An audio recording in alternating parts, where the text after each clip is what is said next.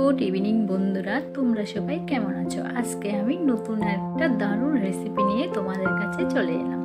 মাছের মাথা দিয়ে ডাল রেসিপি। দেখো, আমি আগে মাছের মাথাগুলো একটু নুন হলুদ মাখিয়ে ভেজে নিচ্ছি। হালকা করে ভাজা হয়ে গেছে। এখন আমি পাঁচমিশালি ডালগুলো ধুয়ে প্রেসার কুকারে জল দিয়ে সিটি দেওয়ার জন্য এখন এখানে দিয়ে দেব ডালগুলো দিয়ে সাইডে আমি একটা টমেটো কুচি, পেঁয়াজ কুচি দিয়ে রেখেছি, একসাথে এখন দিয়ে দেব একটু হলুদ গুঁড়ো, দিয়ে দেব সাথে একটু পরিমাণ মতো লবণ, দিয়ে দেব একটু গুঁড়ো লঙ্কা, সঙ্গে কালারটা সুন্দর আসার জন্য দিয়ে দেব আর একটু কাশ্মীরি লঙ্কার গুঁড়ো।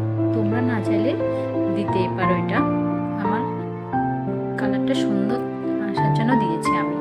এখন দিয়ে দিলাম একটু জিরে গুঁড়ো, দিয়ে সিটি তার জন্য বন্ধ করে দিয়েছি। হয়ে গেছে, দেখো কি সুন্দর করে ডালগুলো ফুটে গেছে, ডালগুলো সেদ্ধ হয়ে গেছে। এখন কড়াইতে দিয়ে দেব সরষের তেল পরিমাণ মতো। সরষের তেল ভালো করে গরম হলে দিয়ে দেবো একটা তেজপাতা, দুটো শুকনো লঙ্কা আর কিছু জিরে, দিয়ে সবগুলো ফোড়নগুলো ভালো করে হয়ে আসলে বা লঙ্কাগুলো হয়ে গেলে দিয়ে দেবো একটা পেঁয়াজ কুচি, একটু আদা আর একটা কাঁচা লঙ্কা, দিয়ে ভালো করে এগুলোকে নাড়তে থাকবো। এখন এগুলো কষানো হয়ে গেছে, দিয়ে দেব ভেজে রাখা মাছের মাথা দিয়ে আবার সুন্দর করে সবগুলো কষিয়ে নেব। কষানো হয়ে গেলে হালকা একটু হলুদ গুঁড়ো দিয়ে কালার আসার জন্য আবার কষিয়ে দিয়ে দেব সেদ্ধ করে রাখা ডাল। পাঁচমিশালি ডালগুলো দিয়ে মাছের মাথার সাথে সবগুলোকে এর সঙ্গে সুন্দরভাবে মিশিয়ে নেব। এখন আমি সাইডে প্রেসার কুকারে জল গরম করে রেখেছিলাম, দিয়ে দেব জল। এখানে ঠান্ডা জল দেওয়া যাবে না, তাহলে ডালগুলো খেতে স্বাদ লাগবে না, তাই আমি গরম জল দিয়েছি।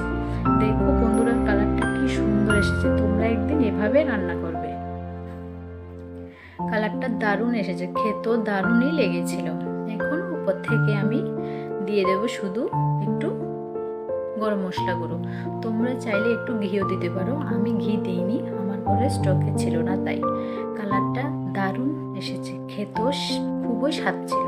তোমরা এটা ভাত দিয়ে, রুটি দিয়ে খেতে পারো। তোমরা একদিন এভাবে ট্রাই করে আমাকে কমেন্ট করে বলবে তোমাদের কেমন লেগেছে। আজকের জন্য টাটা।